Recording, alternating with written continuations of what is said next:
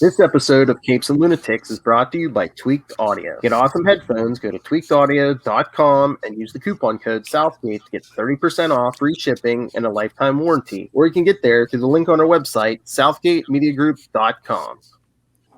This is Luca Parrish, and you're listening to the Capes and Lunatics podcast. This is DG Chichester, and you're listening to the Capes and Lunatics podcast. The most shameless plug I've ever heard. Never forget. Once a month on the Capes and Lunatics podcast. Anyway, welcome back to another episode of the Capes and Lunatics. Your number one source for TV. I am Bill. Joining me, as always, you mustache and many questions. It is Charlie, the Professor Essa. And that tiny little woman with a giant skill list. It is. Hey y'all, it's Jughead Jones. And man, Superman, Super Dad. It is. It's me, it's Tyler. And I feel like I should go and change my name to something. If Lola's going to be Jughead, I need to go be something else. Oh my God. Somebody else. Just don't be Oliver Queen. No, not at all. Not cool enough. All right. So, where should we begin? Oh, did you see? I'm sorry, Tyler, but is Henry Cavill done as Superman completely? Because it looks like he's in talks for the Highlander reboot. I just saw that. Haven't we like? Why would you ruin my Friday night like that? And I was trying to be sober, man. She's like, oh well. I know. She's So, like, I just happen to have is he- alcoholic beverage right here. Actually, She's like, this and is drink. IKEA. Okay. She's like, I and have to drink. ask, is he in line for the Sean Connery role? Or the... Duncan McLeod, come on. He ain't playing no Sean Connery role. Come on. I think the Sean Connery role is the best role in that film. I'm sorry. What's the first one or when They're not going to pay him $5 million to be the Sean Connery role. Or whatever. Oh, They actually, paid now he's Sean getting like Connery 10. $5 million to be the Sean Connery. That was 1980s money. That's like $1 billion now. He was Sean Connery too. Yeah, well, I think Henry Cavill, or Henry Cavill, or whatever his name is at least as good of an actor as Sean Connery was in the 80s. That's at Charlie Esser on Twitter. Yeah. Flame him. Flame him to death. Look, I have not seen much with the man, but I hear that the kids really like that Witcher show. So, and he's in that. Listen, that's because he doesn't clean up nice. He dirties up nice. Well, which kind of says he'd be kind of good for a character playing the Highlander. I don't know. I don't think so. He's not. I don't know. I just don't buy the suaveness from him that you need for that, especially if you are going off the TV show, which they probably will, not the actual movie. Doesn't feel right, bro. That was Christopher Lambert in the movie, right? Yeah. Yeah. Lord Greystoke himself. But yeah, I he's only know been done that. for a while. So is it we're just making it official tissue or? Well, I think it'll be one of those things like he'll never get the official nope. It'll be one of those kind of like they did to Brendan Routh, where there's kind of like, oh, looks like we're not doing it anymore. Oh, is that part of the reason we're doing Black Superman? Because that way, if he complains, we're like, oh no, we can't though. We're doing Black Superman. We can't have you. He doesn't want anything to do with them. No matter what he's telling his fans, he had a. I know he can't come out and say it, but everybody knows it was a complete clusterfuck. And the WB is just not a studio you want to work for. So I'm glad that he's gone, and I hope he never looks back. I hope his agent and his business manager tell him, hey, man, don't even worry about it. You got The Witcher. That's Netflix money. 3 seasons and you're done. Yeah, I think he's doing okay. Yeah, he's doing okay. You know, you want to have... We all know that the universe is dead, okay? We all know this. Yeah. He's right next to you. Shh. It's gone now. Destroy the Snyderverse. WB made it official. They said it was a cul-de-sac. It's no more. Well, to be fair, we're done. WB... And he's not in the Flash movie, so he's absolutely done, guys. Brandon's been on the wall. Isn't even AT&T anymore, so who knows what's going on. That's all getting restructured, so... That is not structured enough for freaking Zack Snyder to come back. Well, I never know. And that's the only person that that wants to work with Henry Cavill as Superman. There, I said it. I freaking said it. Well, I mean, I would actually even ask the question: does Henry Cavill want to work with Zack Snyder as Superman? Ooh. They had a good camaraderie, supposedly. So I don't know. Like the actors do like to work with Zack Snyder. That is the thing. He's a cool guy. So I don't know. I can't speak to that, but I know the WB has moved on from Henry Cavill as Superman for a very long time. I don't know why we're playing. I will only say this: up until a few months ago, actors liked working with what's his name who did Buffy too. So I don't know anymore. That's not true. There's always been things, and he could have got so much other work had his reputation not preceded him. Like, yeah, he could have been the J.J. Abrams, but there were things. There was writing on the wall on that one too. Why do you think Disney stepped away as much as they did? I'm just saying, if you know where to look, the signs are there. Fair enough. She ain't lying. Oh, big nice segue. Thank you, Lil. Speaking of J.J. Abrams, did you see? Why does Phil want to hurt me? Why does Phil want me to drink on a Friday night? Why? Why? Do you know where I'm going? I don't care. It's J.J. Abrams. I don't care. It's bad. No. J.J. Abrams, Matt Reeves, and Bruce Timm are bringing us a new animated series. Okay. Hey, I figured Bruce Timm's going to be doing most of the work. J.J. Abrams is probably just putting his name on it. Matt Reeves is what makes me pause. Well, that's what I'm thinking. Those two are probably just putting their names on it, and Bruce Timm's probably going to do 99% of the work. I don't know. Yeah. We can't forget the Batman and Harley Quinn movie. Bruce Timm might not have it anymore. He might not have it anymore. Yeah, please give us 1992 Batman. As a matter of fact, didn't he have his fingers in the Killing Joke animated? Now that I think about it. Oh, don't phrase it like that. I'm just saying, guys. I'm sorry to be a party pooper on a Friday night, but Phil is bringing up all the worst things right now.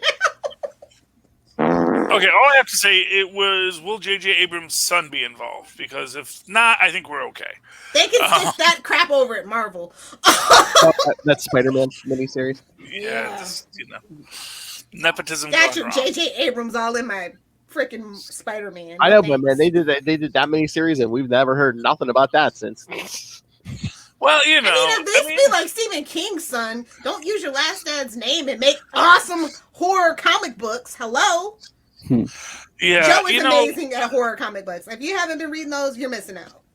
Oh no! I mean, yeah, I think the problem with I remember when J.J. Abrams was like a big deal. Yeah, that was like late 90s, early 2000s. But then but it's kind of like I think that there's going to be a great comedic biopic called the J.J. Abrams story of this guy who just totally BS his way through Lost. Because there was never a plan. It's like, no, man. I was just like making it up as I go along. And we're just, which is a great encapsulation for our modern internet culture of television watching. Where everything is Mephisto, or everything is Darkseid, or everything is something. Oh, did you see that? Oh, that's this. And you see how that's there? That's because of this. And Lost was one of those first big internet shows where everyone was coming together every week to figure it out, and it was literally just this guy who just said, "No, let's just do a bunch of random things." He actually didn't have anything to do with that. That was more Bad Robot production. That was all Carlton Cuse and Damon Lindelof. As a Lost aficionado, there's nothing you can't tell me about Lost. Yes, it's a cluster. Okay. I don't know, man. Bad Robot is a cursed production studio. I don't know how else to put it. JJ is more of that. We had this conversation last week too, I believe. He's more of I got the idea. Here, take this and go. You know who we should get to do more work? Not Christopher Nolan, but his brother Jonah, who ran freaking Person of Interest from start to finish. Best live action Batman show without being a live action Batman show you'd ever freaking see. Like jaw-dropping plot. You didn't see it coming, but it was there when you go back and rewatch. Like, I'm just saying, Jonah Nolan should get more work. That's who we should be getting. just thoughts. I mean, J.J. Abrams needs to be banned at this point. Take your damn laser beam flashlight, wannabe freaking Transformers universe, everything. No, go. I don't like J.J. Abrams anymore. I am so upset he's attached to the DC universe because that's not a sign that things are going to get better. She's sober. He likes his cameras to wear bell bottoms. That's all. Lens flares are so 2005. Yes. Like, you gotta outgrow that aesthetic as a director. Speaking of which, did anybody see Army of the Dead? Not yet. Not yet. By Zack Snyder? No, it's a fun popcorn flick, but oh my god, is the Zack Snyder freaking trick book out in full force in that movie. Well, I mean, you don't have to think about it, but it's a good, fun popcorn summer movie. If you want to go to the movie theaters, it's beautiful on the big screen. Absolutely. I mean, I read something. Okay, I'm sorry. No, I was gonna say, yeah, I'm gonna watch it tonight just because I have to let the kids go to sleep. But you guys remember he did Dawn of the Dead, right? You guys remember that, right? But I mean, this movie though is like, this is him. Yeah, he this is all him. He produced it. He directed. He's even the cinematographer for it. And it's like I said, all his tricks out in full force, for better or for worse. So this is him just doing like a big palate cleanser of like, I'm just gonna do this again. I'm gonna go back. It feels like a Sucker Punch days. If you like the look and feel, not necessarily the story, but the look and feel of Sucker Punch, which is kind of epic. Not gonna lie, it's just the plot and the misogyny for me. Which he also wants a Snyder cut for. Well, I mean, they said because my god, if you knew what they did to that movie, that's the one Snyder cut movie I'd be all right for. The director's cut is better, but yeah, he's teased and talked a little bits about things that were more like, I can't remember right now, but like Alyssa, they did a lot of like cuts and changes just to get it to that R, and that was even pushing it, to be honest, what was released. But yeah, like to get it down to R or to get it up to R? To get it down to R, and it's still kind of like, I can't believe they let some of the things slide, but the other stuff in the director's cut, you're just like, what else could there be? Was it sex or was it violence? I was gonna say, it's always violence with Zack Snyder. If you don't know, it's always violence. Am I wrong? I don't know. I feel like it's always. I don't know. At a certain point, I'm like, any kind of gore porn or sex porn or any kind of, it's all like, I'm so blasé to it all at this point.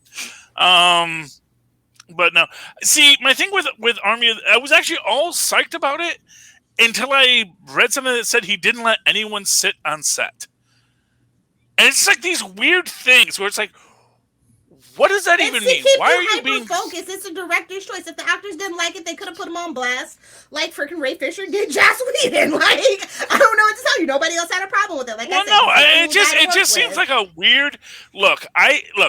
Just because I deal with a lot of toxic people in the world, and my job is like watching out for toxic people. That just sounds so effing toxic. And it's like, dude, that is like not a fight worth having. That someone wants to sit when their job does not require them to stand. We all can't be Aldi's, okay? We all can't be Aldi's. Well, we all gotta be decent human beings. I want films made by decent human beings. It's Hollywood, baby doll. I hate to break it to you, but all your faves are problematic. To varying degrees. What do you want to put up with? Because I can spill some tea. Name somebody. I'll spill some tea about it. Yeah, right. When I say tell you spill, when you're like, no.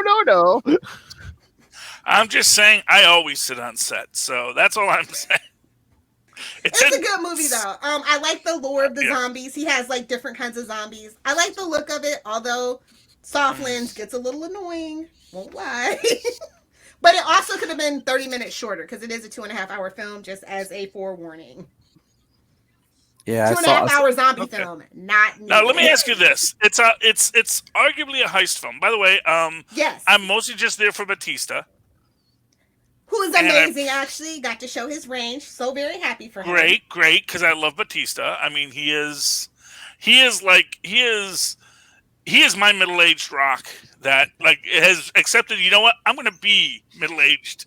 I'm gonna be old soldier. Okay, now I'm gonna be old soldier, but I don't need to be playing Black Adam anymore. I don't need that. I just need to get to. I want to get out of the gym. I want to have a beer, and I want to come in and be the old soldier. But no, it's not a beer. What does he drink? Truly, that's what he's whatever gonna ask he drinks. for, right? I drink beer, so. Whatever. Oh my god! I get it now. Okay, I get the whole Zack Snyder thing. Okay, so if Batista sits down and stops moving, no one's gonna see him. Well, that's Drax. It's a completely different character, but okay. Uh, but yes, no, but by the way, I do love Batista. I love what he said about the Drax character. I love what he's actually said about. I really hope they do more with the Drax character after I stop playing him, because there is so much more you could do with this character. I love how encouraging he is on it and all this kind of stuff. Like, to me, Batista is such a God, we weren't amazing talking about Marvel. Can we not talk about something Marvel for 5 minutes? Oh, fine, I jeez. love the new Batman animated series. You poo-pooed over that. I'm just saying, I'm okay. excited, but I'm very mortified because 2021, Okay. all your faves disappoint you. All right, And I'm just too old for it. I will give you good news on this end. This news has inspired me. We have something else coming up.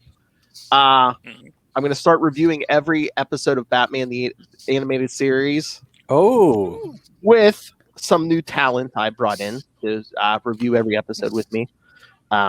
This is Luca Perry. Aww, adorable. So yeah, I think nice. once a week. I will enjoy that. I don't know if I'll add it to our Batman podcast or I might add. I know separately. I'm probably just gonna drop them in on YouTube. So what's the name of this? I don't know. We're still working on that, but yes, because Batman Incorporated. it might just be short episodes. Because like the boy tells me, he says like 10 or 15-minute episodes get more views on YouTube. He says. Well, Yes, yeah. it'll be Gotham and I was Sun. gonna say, he's my YouTube expert. There's your title, Phil. Gotham and Sun. There you go. Oh Interesting. no! Is that way you get to say Gotham all the time? No. I'm not He's pulling- not going to give Rob the satisfaction. That's right. Okay. I'm not giving Master Then Batman and Son is another good option. thinking Father, Son, and Batman. Come on, Phil, say Gotham. Anyway, well, no, I would love. I'm looking forward to that. I do love young Luca Perich. He is a fine young man, and I'm sure he'll be a fantastic podcaster. I'm sorry, but any DC animated show is just never going to reach that pinnacle. So, I mean, it's cute that they keep trying.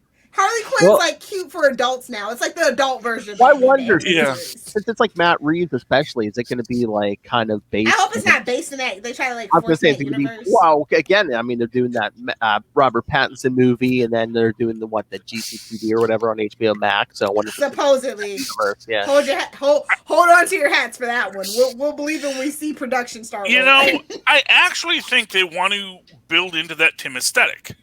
That's the idea. I think they want that timeless, 1940s they want radios. the name. They want the nostalgia. No. There's a design aspect that is very specific to the stuff that Tim did, which is that every car is from the 40s. It's Everyone has a radio. Yes, anachronism. Yeah. But then everyone has a cell phone. Computers are super sophisticated. You have 3D AI holograms whenever you want them. There's everything in one point in time and space. And that's what Tim brings as an artist to the table. And I think what Tim does as a producer is he says, okay, here's the aesthetic. Here's the world in which your stories live. So now, what is the story you're going to tell in this world? Now, then it becomes up to the writer. But as the producer, he builds that universe that they're going to live in. And I think the Tim aesthetic is what DC needs, is that idea of timeless, both contemporary, out of time, comics nostalgia, but also moving forward, which is, of course, why I think poor Batpat is in a lot of trouble. I think it's going to be a very interesting standalone Batman movie. I think it's very much giving a Seven psychological thriller set in Gotham in a Batman world. And that might be fun with the Catwoman that he has to explore that separately outside of everything else, outside the main continuity, whatever other movies are going to build out after Flash burns and crashes. Here's what I'm going to say. The Zodiac Killer is based off of the Riddler, not vice versa. And to have the Riddler chase the Zodiac Killer's tail kind of takes away from the character and the aesthetic. I mean, really, the Riddler is, I am certain that the Zodiac Killer read those Riddler comics and said, yes, that's what I want to be, but I'll kill people like Jack the Ripper. And then, like Jack the Ripper sent the things to the authorities, but as meant to be clues for them to solve his next crimes, like the Riddler. Unfortunately, it made them so freaking elaborate that they just recently solved one, and it was and it was only half of one. Yeah, it was like, oh no, yeah, I'm gonna tell you in this one, if you decipher this, you'll know my true name. And it's like, hi, this is who I killed recently, and I'm still lame, so please come. I'm interested in the Batpat movie. I am, but like I said, outside in its own little separate thing, it can never be the main actual Batman universe. And I think that's just what DC has to learn. Well, I think that they need to figure out what I think they need and this is, again, goes to Bruce Timm. I think that they need that Timmiverse feel. They need that idea that there's a universe to exist in.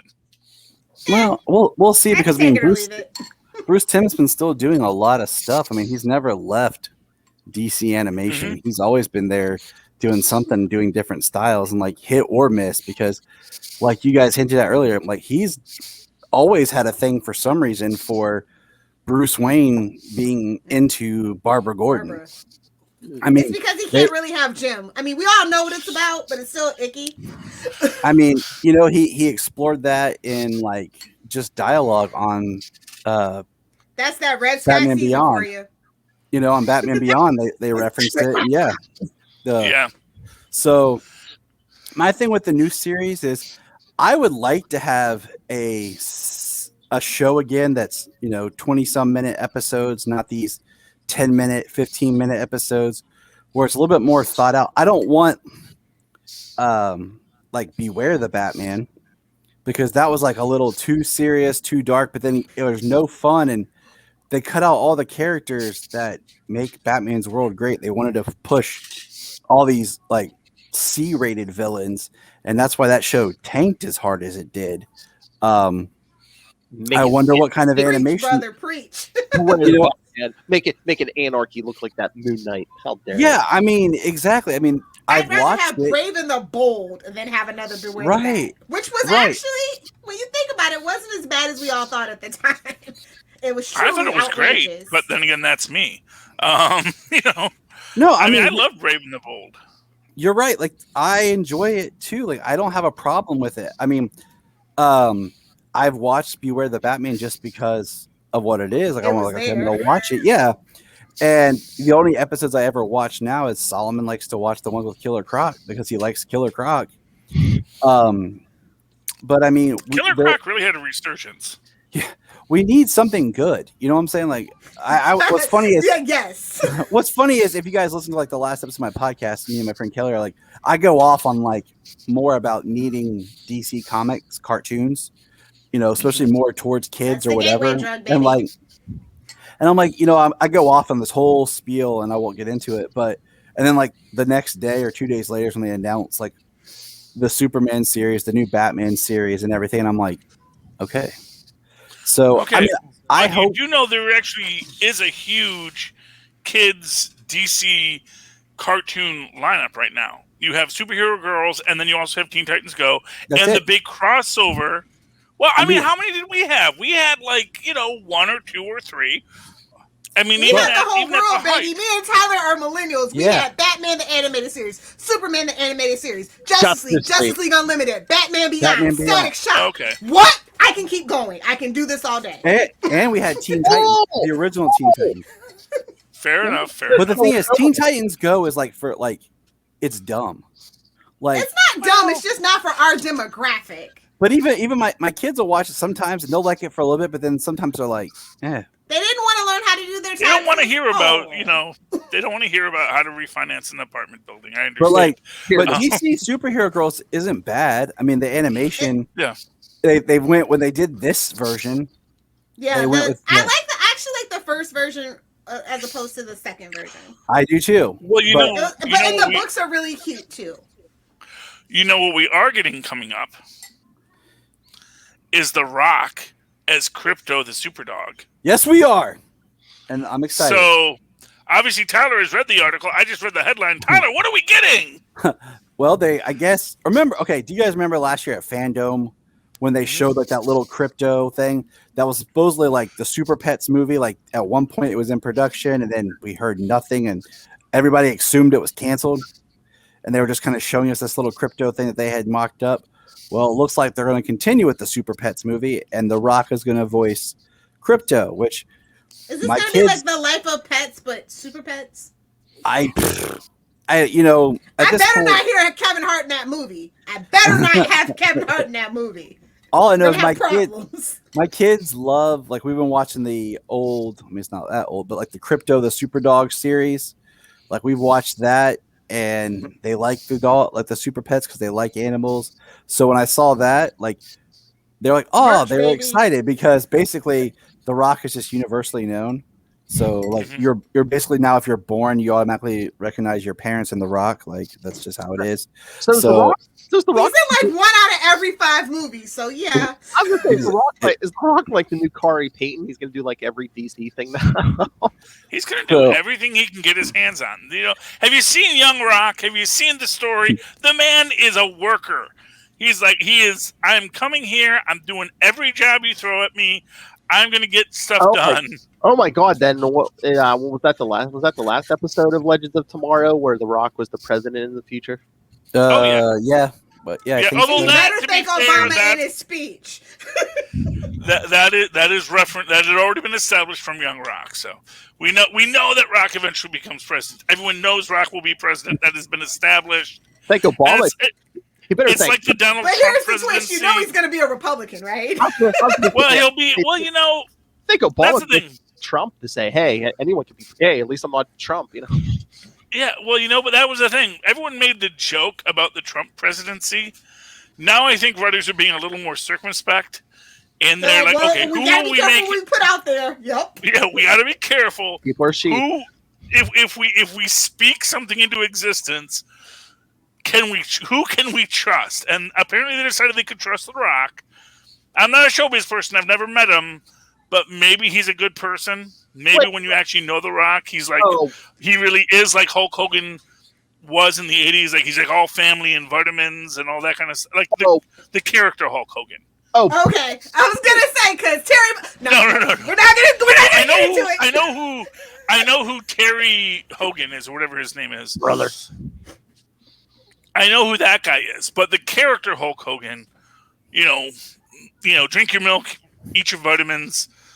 Well, Hulk Hogan. That Hulk Hogan. Because anymore, all I think of is NWO Hulk Hogan. All I think about Hollywood. As a millennial, I agree. Oh, okay. See, but again, this is this generational. That's the generational divide. I'm old enough to remember when Hulk Hogan was the all I know is he's Brooks' dad. If we're gonna really go there, he's Brooks' dad. Or he's Thunderlips. Chuck remembers he wants to fight Rocky. Charlie remembers when he body slammed Andre the Giant. Oh God! Charlie's like, that was so. That whole don't even tell me about your childhoods, man. You have your childhood ruined when you were a child because first off, the strap. Because first off, we all knew there's no way Hulk Hogan body slams Andre the Giant. So right there, it's like, wrestling is fake. Was it a work? Okay. Was it a work? My hero has now turned heel. So it's like everything else. It's just like, you see, that's why you millennials don't even understand us Gen Xers. You don't know what it's like to hurt as a child. Sorry, we're latchkey kids too, and we're just as apathetic and want to die just as bad. That's not a Generation X thing. Sorry to break it to you. Turn dark. Sorry. I don't want to go on a rant. But I don't want to lose this point. Okay, Mr. The star of Starlog, Escape from Starlog 69, Mr. I'm not a showbiz person. Oh, okay. Well, I mean, humble. Look, if you think Escape from Starlog 69 registers me as a showbiz person, I got some sad things to tell you about Hollywood, my friend. You got naked and showed your dong on camera. You're a Hollywood person. I did not show my dong on camera. I was happy to show my dong on camera if they asked, but they did not ask. Dong is a medical term. It's okay. No, but be gentle with the package. Look, by the way, I do want to say that my film, I Know You Want This, is finally going out to festivals. Hasn't been accepted to any yet. I am trying to get it out there, but like our Facebook page, I Know You Want This. has a beautiful redheaded Russian and a geeky guy who isn't me wearing glasses. Redhead Russian. That's all you have to say. I'm in. Nice. Oh, you'd love Tatiana. She's a great. Oh man, Tatiana Kott is just such an amazing actress, dancer, poet, triple threat. She's amazing. But anyway. What were we saying? And Josh Potter is great too, even though he doesn't act anymore. What's going on here? But anyway, but yes. But I'll keep you posted as that moves forward. I think things. But getting back to other things, what were we talking about, Phil? I think things go more off the rails when not a little sober. Yeah. See, I'm an angry sober person. I'm a happy drunk. That's the plot twist. Well, that's the thing. You have to be happy if you're going to be doing a podcast, Lilith. You have to. No. Have Angry Lilith is the best Lilith. Demons. Tell him, Phil. Oh, yeah. Okay, one last thing before we get to comics. Not a drill, people. On Thursday, we're getting the Friends reunion. Yeah. Okay, is this okay, here's the thing. It's not a scripted episode. Don't rain on Philip's parade. Yeah. He is so excited. Him and Luca. I don't know. It's like the Fresh Prince reunion. It's like, oh, it's Barbara Walters interviewing. Well, I mean, did you watch the trailer for it, Charlie? No, but if they're just sitting around talking about, hey, we used to be friends. They were on a break, and now they're back. They're doing trivia with audience members. They're doing a table read. Oh God, that sounds so bad. And, it'll be interesting. I would prefer. Oh, it'll be interesting. I would prefer instead of a reunion like this that they just did like an episode, like a new episode or like a They new. They can't do a new episode because like we can't forget the Will and Grace reboot. Okay. Like they just wanted a short, sweet wrap up season. They ended up going 4 seasons. Okay, nobody just wants one episode, just like a 1 episode movie. Like where are they now? Like I'll sell. And I get that. Monica and Chandler are divorced. # fight me. I'll sell. Here's what I'm going to tell you. Hey. I don't care what David Schwimmer is doing right now. Ooh. Nobody does. We care about everybody else, though. I want to know what Phoebe's doing. He's the only one who's actually doing things. And, Matt Perry and Jennifer Aniston, okay, you can exist. And, I mean, I would really love to find out that, Lisa Kudrow is doing something crazy and interesting with her French husband. She became a therapist, don't you know? Well, I remember her sitcom where she was a therapist. That was cool. Yes. Okay, but all of them had failed sitcoms. I'm going to sell Charlie Esther. Yes, they're going to have celebrity guests. Not my friend Matt LeBlanc.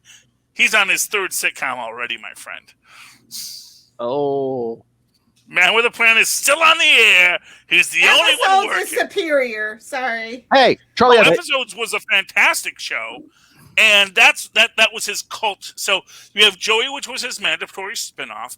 You have Episodes, which was his big cult sensation. Then you have Man with His Plan, which is his retiring into middle-aged sitcom dadhood.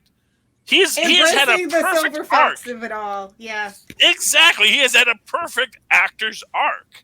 Matt LeBlanc is the guidebook to how to be a successful actor. That man is going to be remembered by generations and generations. When Matt LeBlanc dies, there is going to be so much outpouring of love on the internet. It's going to be crazy because everyone's going to remember that one thing they liked about him. He had the career Joey wanted. Exactly. Now, wouldn't it be funny if he finishes his career on General Hospital, if that's even still on? I don't know. Never know. Chef's kiss. Dr. Drake with soap operas, you never know, man, because they have been on since literally before television. Yeah, there's at least one of them that. And I think General Hospital started on the radio, if I'm not mistaken. So any soap opera that's left, you have to have him for at least for 1 episode. Is Dr. Drake Lamore? I mean, and actually, that's called pulling a John Wesley ship. All I'm saying is, no matter what Matt LeBlanc does, he will never be better than when he was Major Don West on Lost in Space. Oh, without a doubt, yes. Honestly. That's all I'm saying. I wish that Lost in Space had gone on longer because I would have loved to seen those cameos. Okay. Him and his metal helmet was awesome. I'm going to sell this special to Charlie Esther. They're going to have celebrity guests, including one of the most famous mustaches in Tom Selleck's coming back. Selleck, yes. Okay, I'm watching it just for Tom Selleck, to be honest. Yes, he can get it for reference. I watched you know what they like should an have old done? 6-year-old. They should have done a Friends reunion, but that was actually a Friends reunion where the characters invited all of the characters from the show back. It should have been a Thanksgiving special. I agree. And then, they should have had Monica's sous chef from season 1 come back as Monica's black friend. And just have someone accuse her of being racist. Say, I have a black friend. That's so Monica. Sous chef from season 1 comes out. It's like, yeah, we've been friends for years. Just because we don't interact with you people are crazy. That's why she doesn't bring me around. But we're like besties forever. Probably and have always been off screen. Probably just took it dark. I did a what now? You just took it dark. I don't know what 2021. It's gonna be some awkward SNL, Gen Z, AAVE vernacular. Okay, well, anyway, all I know is that the sous chef from season 1 was their black character who should have been the black friend, and they never actually did anything with her. So it's actually pretty rotten that they. It's a pretty whitewashed New York, so Well, exactly. Well, although I prefer Friends in the version of Living Single, but that's just me. So there is an argument to be made that because of the rarefied world that those people lived in, that yes, it would be a very whitewashed New York. They would only exist within their own whitewashed world because that's who those characters were. Okay, who was like the one character who dated a couple women of color, and the actor like kind of demanded that and said, we need more people of color. That was your friend David Schwimmer, who you're just poo-pooing on. We won't get into it. David Schwimmer is a scumbag. I don't know how to break it. And again, like I said, having sexual conquests among people of color. Yeah, that's even more scummy. Yeah. Ross is a dirtbag, worse than Ted Mosby. I don't think you could say Ross had any. And I love How I Met Your Mother. I am the Ted, and I can say, yeah, Ross is a bigger scumbag than Ted Mosby, and that's a lot. Yeah, I will just say that quite frankly, the writers made a choice to not have the characters have black friends. They made a conscious, active decision because, like I said, they had a black friend in the first season that they could have integrated into the story. That they made a conscious choice to not integrate that person. Did they have a lot of friends who weren't the 6 of them? Yes. Isn't it the joke when they count? Who's knocking at the door? Isn't that the joke? Monica works in food service. Okay, no, Phoebe's the one with friends outside those friends. That's my head. Well, yeah, Phoebe has all kinds of friends, but again, no friends she brings around and no friends we ever see her with. For reasons, they're all neurotic messes. Well, exactly. I mean, and again, as a concept, the fact that most of the friends would never accept that Monica and Phoebe had friends who weren't like them was a real thing, and sadly never explored. But they probably wanted to always keep it light. It was basically the Ross and Rachel show. And because Ross and Rachel were 2 rich kids from Long Island, it had the exact feel of what a show about 2 rich kids from Long Island would be. Meanwhile, they're like the 2 most boring characters on that show. I know, which is weird. Why was that the thing? Phoebe deserved the spinoff. There, I said it, and let's move on. Lisa Kudrow is the GOAT, all right? Yeah, she absolutely did. Phoebe and Joey should end up together. They never hooked up! They even make a joke about it, and I'm just like, why? Because they were best friends. Why would they hook up? Well, that's the show I would have watched. I'm just saying. I know. But you know what? But she gets, Paul Rudd. I'm not going to argue with a Paul Rudd. What I'm going to say with the Phoebe-Joey dynamic, it gets addressed in episodes, which is the idea that you couldn't have the Phoebe. It's better than him and Rachel. We can't talk about this in comic books. Yeah, okay. We can spin any of them off. We got 20 minutes left, Phil. Let's get to it. We got to do ads, too. Hi, listen to him all of a sudden. Okay. All right. He wants to get to super connectivity on time, Philip. No, Phil's Comic Corner. All right. Someone throw out a book. Let me get back. Indie or Big 3? Because I got lots of indies this week. Oh, hey, I know you said you read it, Charlie S. or Lilith. Did you read Radiant Black #4? I did. Of course, we're keeping up with that book. Oh my gosh, I love this. Oh, who kills the main character in issue 4? Oh, sorry, spoiler alert. Cal Higgins. Actually, is he dead? Do we know he's dead? Is he going to be there? I mean, Who what happens? Just because we saw some in-depth things of his life, was he even the main character? Well, here's what I gotta say. Okay, so massive spoilers. We get this end scene with our Randall character I wasn't even supposed to be here today. getting our power cosmic, but then we end it with 2 of Marshall School for Business comedy bits, and it's like, man, what are you building here? What are you building here, my friends? Sorry, Kyle Higgins and other great writers, friend of the show, I should say. Man, it is just it's a mind-blowing book. The entire concept of a hero and just all these things, these interactions, and the red guy, and I love that he's just the red guy. Mm-hmm. And what even is he there to do except to cause problems? But isn't that what a good antagonist does? Is just get the F in your way? And we don't even know if he's like, is he some cosmic prince, or is he just some ne'er-do-well who got the red one?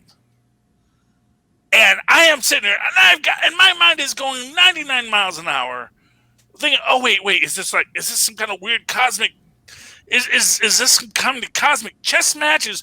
What is happening on this planet? What is happening with these characters? Radiant Black #4. Yes. Really pick it up, kids, because this is worth your read. So I liked it. What did you guys think? Character development, plot twist, action. Yeah. Yeah. It's got it all. He was kind of calling his shot in the middle of the issue, when they're talking, and he's Randall's telling Nate, he's like, yeah, you're not the big idea, man. He's like, if it was me, I'd be doing big things with that power. Yeah, man. I mean, it is such a crazed idea. Yeah, Tyler, picking this up, man. Cal Higgins, yeah. Marcelo Costa doing the art. Oh yeah, that art is great. It's so crisp. Oh yeah, it's got that. It's got that. I mean, it's got that classic. Man, I don't even know what feel, but it's good. And this one is really great. I mean, look at that page right there. Oh yeah. When they get the fight and Radiant Black is like going to save the bank, and he just starts ordering the red guy around, saying, hold the bank, hold the wall, and it is just. Where do we get to that? And it's just, and you kind of like feel this massive power shift in this, where it's like it stops being about like a superhero battle, and it's like, no, man, we're not. Even as Red is, I'll kill you, I'll kill everyone in your family. He's like, shut the F up, hold up that wall. We got to do what we have to do here. And Red's like, oh, okay, and it's amazing. Just that amazing character shift in it. Oh gosh! Image has got a hit on their hands for sure. If you haven't, it's only issue 4, so if you haven't been reading, it's time to jump in now. Oh yeah, yeah. Get those other 4. Get them all. Got to catch them all. They are worth the investment. I was gonna say, come on, kids. Don't wait for the trades. No. How many non-Marvel or DC books am I reading, kids? Come on, Radiant Black. Mm-hmm. It was worth it. If Phil's reading it, then it must be something. It's not even by Tim Seeley. There are good books out there, kids. Yeah, wasn't there rumors? Aren't they like eventually going to be spinning stuff out of this, like the new superhero universe? Who knows? I don't know. King Spawn might have to put the kibosh on that one. What? King Spawn. Yeah. Come on. First guy of freaking Image. So gotta make that budget for him. No one's. Look, Todd McFarlane needs to work too. Oh, I'm assuming that's Spawn related. When you say it's King Spawn, I'm assuming you're talking about Spawn. Yes. Yeah. Todd McFarlane's like let's just be honest. That is the first. That's the first whatever image. So whatever he wants is what he gets, and whatever's left for the budget is whatever's left for the budget. Yeah, well, you But know. I hope so, because I mean, just the city itself of Lockport in Radiant Black is amazing. It feels like its own character, very Gotham Metropolis-esque. So I definitely could see them spinning stuff out of it. I hope so. We only want good things for Kyle, so. Oh yeah. Yeah. I bet I know what Tyler read this week. I bet you do too. Is that Superman Red Blue? Number 3. Yes. It's the only book I got this week because when I went to the shop, he didn't get all of his order. Like, he just got a couple of these issues and a couple UPS. other. So he was like, yeah, the rest of my order will be in tomorrow. And I'm like, well, crap. This was the day I'm able to come because I don't have the kids with me all the time. Mm-hmm. So, yeah, that's I'll take one of my kids with me, but like when they both go, they're like excited and just like go crazy. And then it's like, don't touch that. Because like he's an older guy. So, like, just like, yeah, he's Okay. like his shop is very geared towards like the older clientele. And, Oh, I go there just because it's like 2 minutes from the house. Yeah. So what happened in Superman Red and Blue number? Oh, 3? it's like Batman Black and White. It's a bunch of short stories. I like that first one. I love it. Like, I mean, if there's any Superman like you want to read right now, the Red and Blue is the best because just different writers on like short stories, and it's honestly like the best writing because it hits those core beats of the character, and you don't have to worry about life altering things like aging up Superman's son and stuff like that. That Bendis stuff.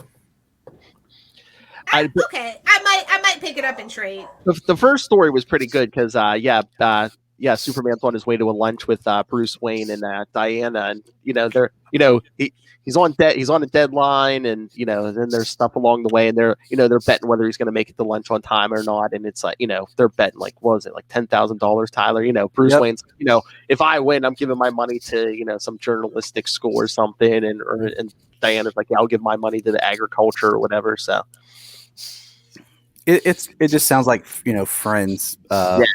Kind of picking out one of their friends, and as they do it, they're talking about like the difference between them and him and what he does, and how they make that comment about the difference is like I'll leave them like tied up, with a rope, but you'll leave them tied up, Batman, and drop them off somewhere.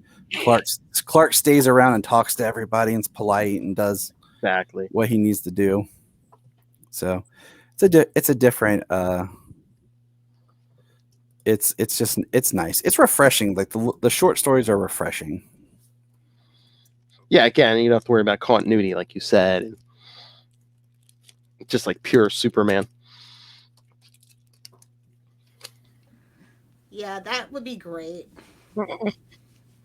Sorry, I was still muted. It sounds like a really nice setup, but do you think they're going to pull the rug out from you like in issue 2 or 3? We're like, we lulled you in with this. Here's all the wonderful things about Superman and his dichotomy. And now here's the trouble that Superman faces every day.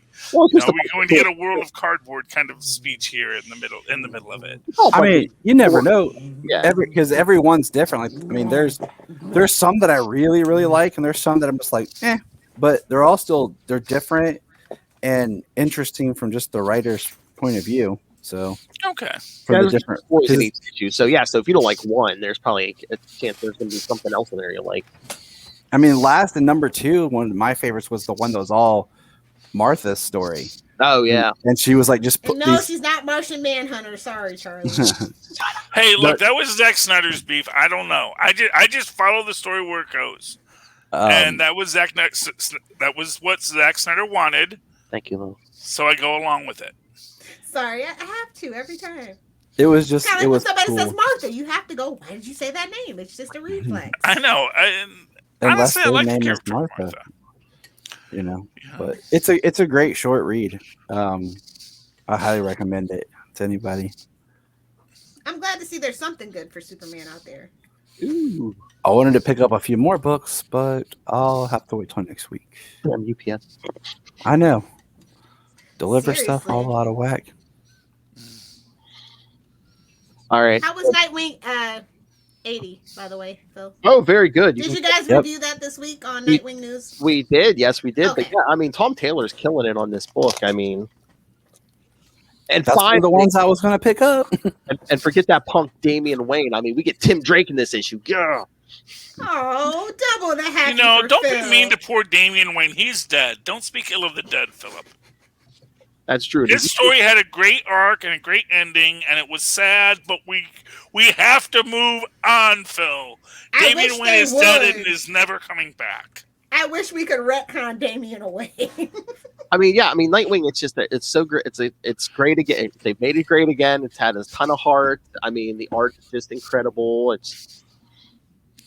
So what's this thing about here about roasting? To that on Nightwing News, Phil. What number was that? Nightwing News. Oh, the episode. Mm-hmm. I believe. Trying to get a plug in there from a girl, Kristen. Diggity dang. Hold on. Let me double check here. That's why we write stuff down though so far. I mean, you have a calendar. I know. Well, I'm pulling up my schedule now. So just so I know, is this the Nightwing? Because I read that they were roasting Nightwing, making jokes about Nightwing, and Batman has a line in it.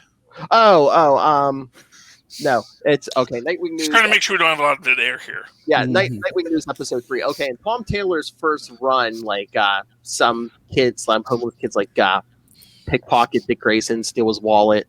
So, like when Tim shows up in this issue, he's like, "Oh, here's a wallet chain. Batman said you might need this."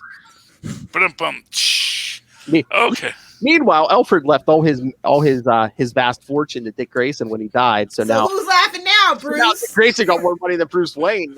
Wait. So Alfred has been embezzling from Bruce Wayne all these years. Oh, Bruce. He was a man of many talents before he became a butler for the Waynes, don't you know? And Bruce paid him very generously, and he never spent the money. He never spends the money. He had sexy butler parties. He never had to go anywhere. Never wanted for anything. Yeah, but using the household expenses, Lilith. Let's be clear here.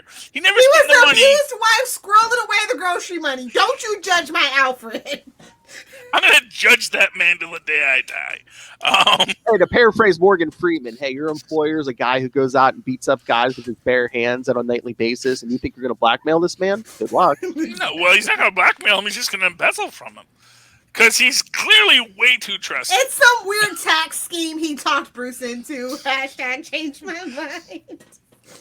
It's like, look, we'll just say I'm your father, and I'll just move this over to my account. And telling Bruce that $500,000 Batmobile cost $1 million. Okay. Yeah, we should move all of the Batman money into my account. That way I can buy these things. No one will be able to trace it back to you. But it's good to see Nightwing back on track because it was rough for a while.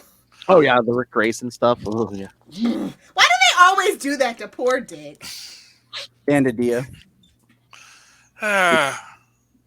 Again, Dan DiDio didn't like those legacy characters. That was part of the problem with Wally West, too. They're still cleaning up that mess. They've lost me on the Wally West. Well, speaking of... Is he jumping through time now and is now... Some say he'll never find his way out of the Speed Force. I read that he is now Super Friends version Eobard Thane. Well, that's going to be next issue. This issue, yes, because he's leaping from speedster to speedster, hoping that his next leap will be the leap home. Imagine running out of story you do. This time he was in World War II as Jay Garrick. Oh, good for him. Teamed up with the Wayne. But at the end, it's the Super Friends universe. Unless it's the Fruit Pie universe, which would be amazing if he is thwarted by delicious fruit pies. He was all disappointed that he didn't get to punch Hitler in the face. Yes, well, Oh, but yeah. Only Captain America gets to do that. And Wonder Woman. Next issue he's jumping into Eobard Thawne, and it looks like Super Friends. Legion of Doom. Either Super Friends or Fruit Pies, because it was the same designs at the time.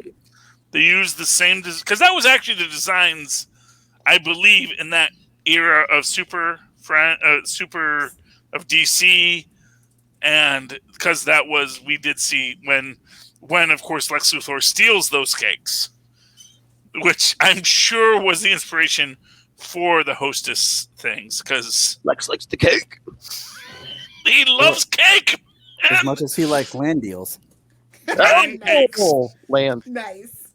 and mint chocolate chip ice cream, which is his favorite. Little bits of canon for those who watch It was actually a really good week for comic books for the big two and indie. So like, win-win for all comic book lovers for sure. Okay, that right side of my screen. You did everyone read Daredevil 30? No, it was the one I didn't get to this week. Oh, I had to read the Spider-Man. It's the first one I read, actually. It was like the second one I read after Nightwing. Some of us are not that into Daredevil. I'm sorry. But no, it was good. Well, you thought it was good, didn't you? Yeah, of course. Like, this run is like, it's like getting to feel like old times. Is he still in Now, jail? only we can get a guest spot for DG Chichester. Oh, let's campaign for that, Wolf. But yeah, Charlie, he's still in jail because, well, remember, he got stabbed. He's in the hospital, and like they're ready. They're like, oh, you're not safe in prison. They're ready to make him a deal. They're like, we need you to go like back in to like what was it, bust the warden or something. They're like, yeah, we need you to like help us pull a sting, and we'll commute your sentence. He's like, no. He's like, I'll help you, but I I'm was getting Arrow season 7 flashbacks, He's honestly. in prison, yeah. Can Wilson Fisk just put him on the freaking Thunderbolts already? I mean, that's the place he needs to be right now. Oh, Wilson's busy.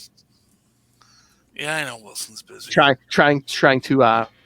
to seduce Mary again. Oh, Typhoid Mary. Well, he has moved on from his wife. There's something about Mary. Get out, Philip. Yes, he's trying to rekindle everything with Typhoid Mary, and then at the end, of course, Bullseye game. We got the whole gang here, baby. Oh yeah, then we got Elektra busting heads, yeah, in that club. I didn't think I was gonna enjoy the Elektra parts, but I actually am, and it's kind of weirding me out. She like bought like what most of Hell's Kitchen. Like there's like this. She's trying to get into this. I guess someone has like this underground club going in this warehouse. She's like, I own this warehouse. The bouncer's like, why should I let you in? Because I own the building. Yeah, but how would the bouncer know that? Well, no. I mean, really, it's like, well, really? Do you have like a lease? I mean, look, Ms. Look, lady, I gotta respect you if you really do own the place, but like, no one's communicated that to me, and I'm really respectful of you right now. But the joke is bouncers are dumb, and so is Elektra. You shouldn't assume bouncers are dumb just because they're, he could be working his way through law that's school. the joke, though. Okay. Oh, sorry. And also, the story couldn't happen if he actually pushed back. So, yes. Exactly. But no, remember I said, I think it was an issue or two back. I'm like, oh, did Elektra like blunt the end of those size? She did, because she's like fighting this big guy who we find out. She's got mercy size, baby! Yeah, somebody get Punisher on the phone!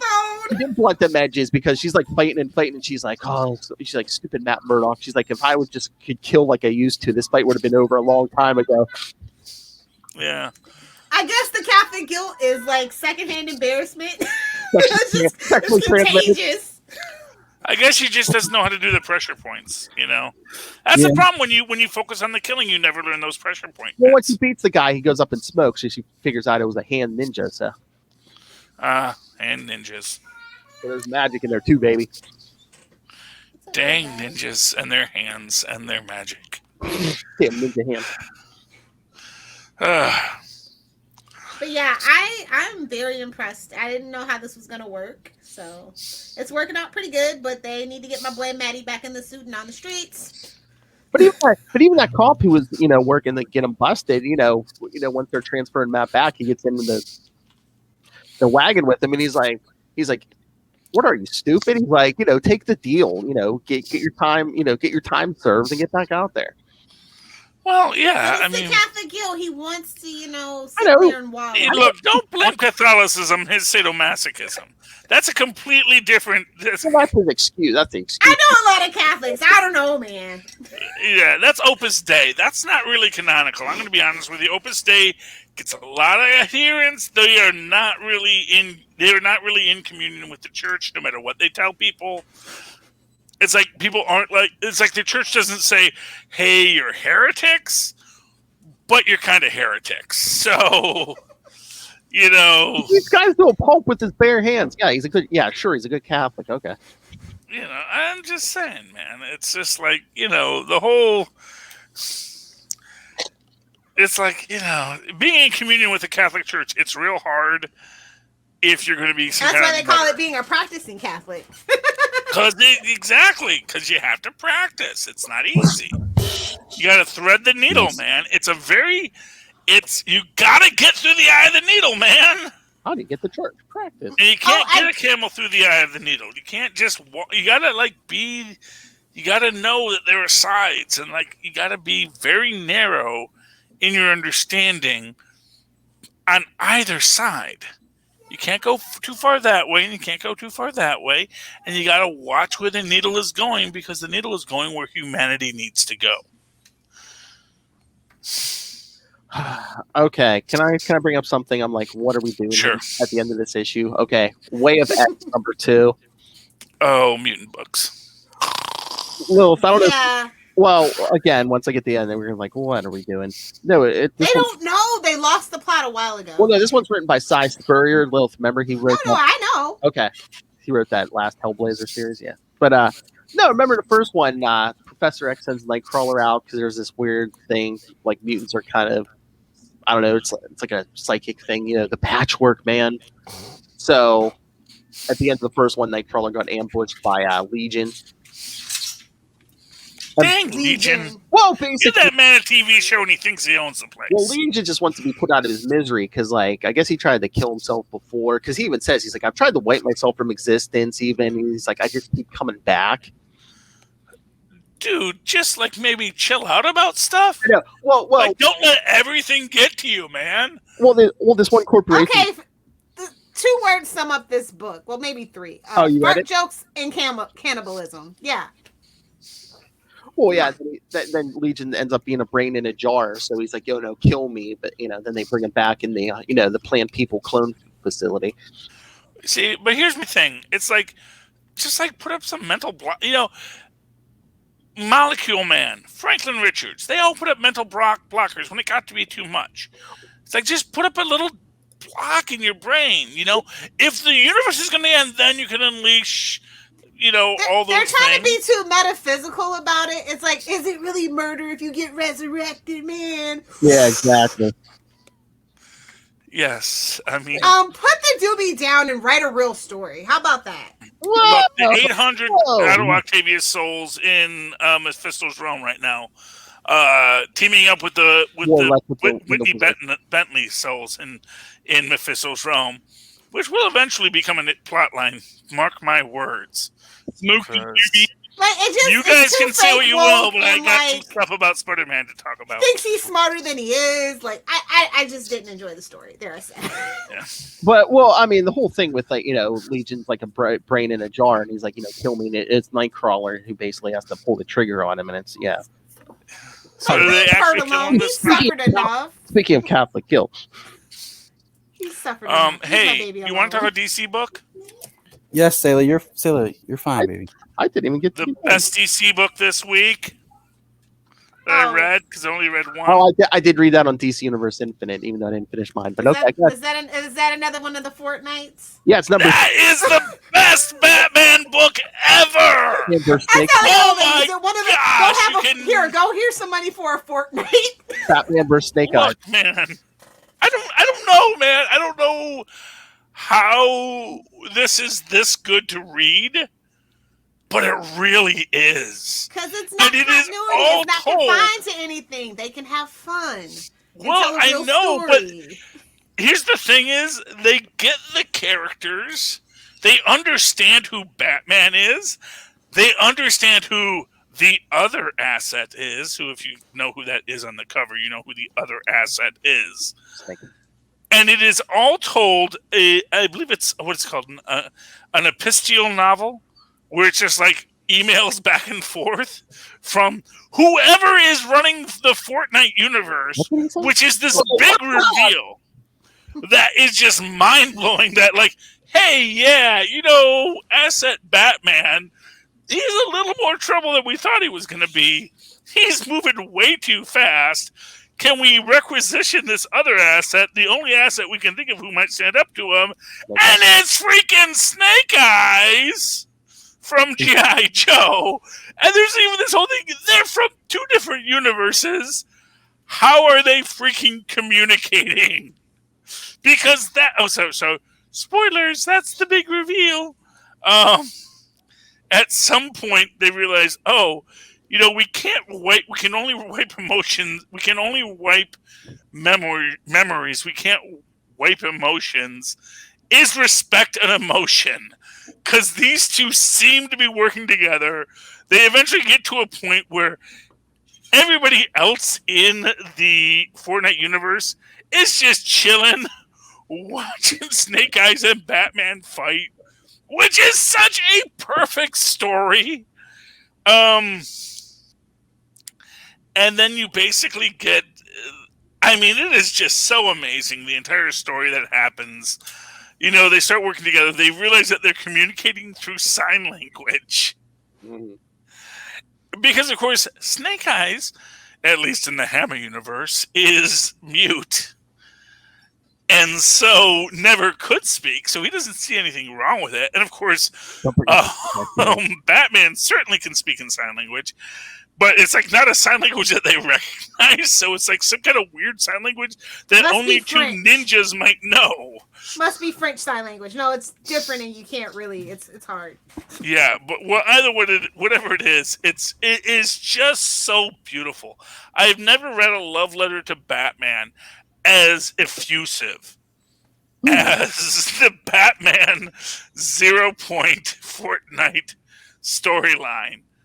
It's just beautiful. It is beautifully written. It is just such a perfect artistic and ethereal story to read and to write and to enjoy.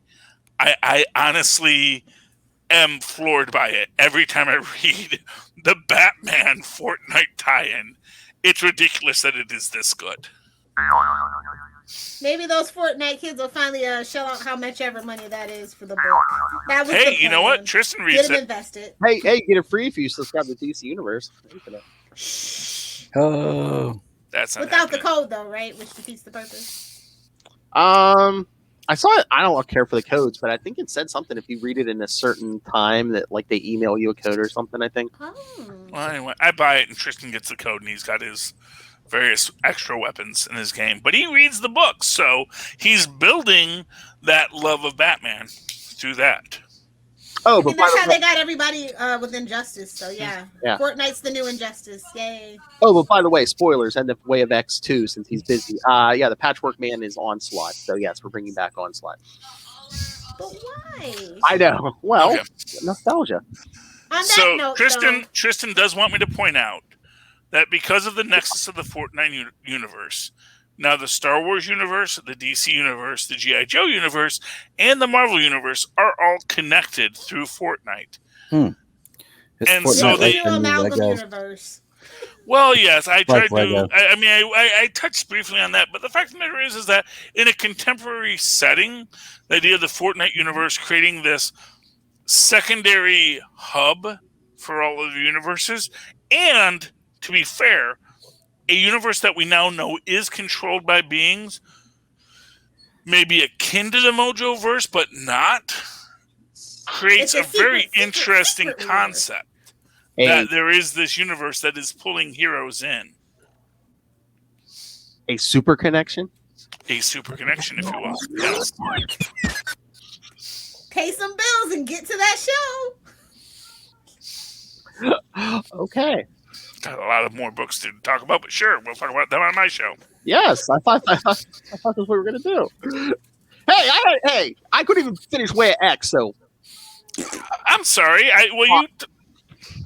Pick a better book next time, Philip. I said. Okay, so what else happens in Way of X real quick? I just said it while you were talking. Yeah, Onslaught was the Patchwork Man. So yes, they're bringing back Onslaught. Oh, Onslaught. Okay. That guy? I wanted to start some controversy, but I got Charlie Esser and his love of the Batman. Honestly, I want to talk about him. Play the drop. Ninja Hands. I am. I love Batman. Except Charlie doesn't have a Australian accent. All right, kids. Heard a lot today. Send us your thoughts on anything. Oh, you know what next episode is, right? Next week, our Fantastic Four special. Oh. So Nice. yeah, we'll come up with categories. I'll send them to everybody. You know, favorite hero, favorite villain, favorite storyline, whatever. Yes. So, 60th anniversary. That'll drop on Memorial Day. So, Sounds all right. So yes, kids. Okay, so here you go. Send your thoughts on anything we talked about tonight, or your favorite Fantastic Four stuff. Email us capesandlunatics@gmail.com, or call the voicemail 614-382-2737. That's 614-38-CAPES. And remember, you can follow Capes and Lunatics on Facebook, Twitter, Instagram. Find links to all of the various social medias for all of our shows. Keep track of those Eclipso and Atlantis Attacks crossovers. Wolf rolls her eyes. Links to this YouTube channel. See the stash in person. Links to the Patreon. More and more stuff coming, and including we already had the return of the uncensored now Wade's World. And Raid Demand 4. Anyway, yes, so links to all that, links to merch, all in one place. That's right, at Linktree, linktr.ee/capesandlunatics. And please remember to support our sponsors, Tweaked Audio. Get yourself some fancy headphones with HD audio quality. Hear Charlie sing the praises of the Batman in crystal clear HD quality. And also, go pick up Hunt a Killer. Use the coupon code Southgate at checkout, which you can also use over at Tweet Audio, and help Michelle Gray solve a cold case. That's right. But if you're a learned type, go pick up Pod Life, the book, Volume 1, now in digital and paperback, audio version coming soon, because pick up Volume 1, because Volume 2 is in the works with one Mr. Tyler Patrick, and now I hear Mr. Jamie Burns. So, oh, nice. Yes, so yeah, I wrote my chapter like a year ago. Oh yeah, that's how the first one went. I read my chapter like a year before. I'm like, are half these references still like topical? A book is a very hard thing to put together. This is the only time that I will stick up for the third best Southgate. Oh, speaking of, so yes, you get that and more on Amazon. And when you do, use the link for Southgate Media Group right down there in the show notes. Help us support this show, the network, and that man who will be there for you when the rain starts to fall, Rob Master Doom Southgate. Make it rain, so says Master Doom. Please kick me in the pants. Why did your eye drift over to my box? Mark my words. All right, Tyler, where can people find Krypton Report? You can find Krypton Report here on SouthgateMediaGroup.com or Twitter, Facebook, Instagram. We're everywhere. We're on. You can Krypton Report at Gmail. And we finally have our URL for YouTube at youtube.com/KryptonReportPod. Congratulations, buddy. Yay! And as far as I know, we're 5 away from 169. So. Oh, wait, we're what? 1 away? Oh, we're 1 away now? Oh no, I thought you said 1. No, yeah, we're a few away. Yeah, but it's like what, 5, 7 away from 169. So yes, kids, go subscribe to the YouTube. Make me happy. Go get a 169 subscribers. Yeah, I got some ideas for YouTube, so I wanted to get that going for the summer after the changing of scenery happens. All right, Queen of the 69, Love Hellfire. Where can people find you? There is no Lil Hellfire. There's only Jughead Jones. But my Instagram, Twitter, and TikTok all still say Lil Hellfire. So if you want to find me on the interwebs, on Twitter at Lil Hellfire, on Instagram at Lil Hellfire69, and on TikTok, of course, at Lil Hellfire69. And the most important plug, Cory Booker can get it. True. It's very true. Charlie, yes, sir. Also a man from Newark. Let me just say, you can always write to me in that old-fashioned email way. Where mothers and fathers once did, superconnectivityblog@gmail.com. That's superconnectivityblog@gmail.com. And, of course, write me or follow me on the Twitters when I live tweet. Legends of Tomorrow on Sunday nights when I remember. At Charlie Esser, that's CHARLIE. Yes, SER. Look for the two E's in the middle. For what? For quality. Bing! Thank you, Maz. I appreciate that. Can I give Moz Mansour a plug? It's Please legally do. admissible evidence. I heard him. Well, I downloaded both, but I listened to him and DJ Nick on Happiness and Darkness. Oh my nice. goodness. I heard the episode where they were talking X-Men Apocalypse, and I believe they did, was it Blade or Blade 2? But I haven't listened to them yet. Yeah, so. Oh, I'm so Look proud at of our Maz Mozzie. and I know, stuff look outside at our of my. Mozzie go.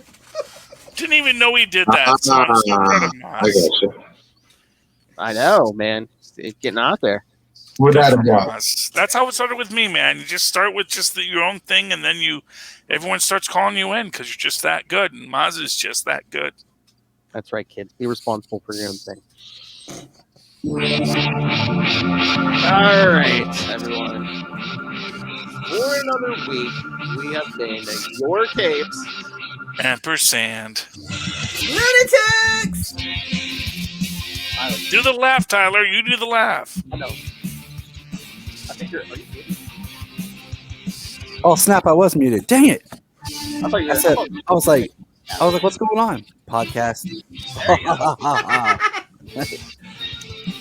I muted because the kids came running out, and I just forgot it was still muted. Yeah. I like the darkness. You just see the curtain. It looks like you're It's actually really cool because like the sun went down while he was there. When we started, it was like really bright, and it's like shows how long the shows take, and shows that we're all in different time zones. Well, it's We're great. actually all in the same time zone. The way the house is, the sun rises in the kitchen, and I have a big window in the kitchen, and then sets behind me. So like you constantly have sunlight, direct sunlight.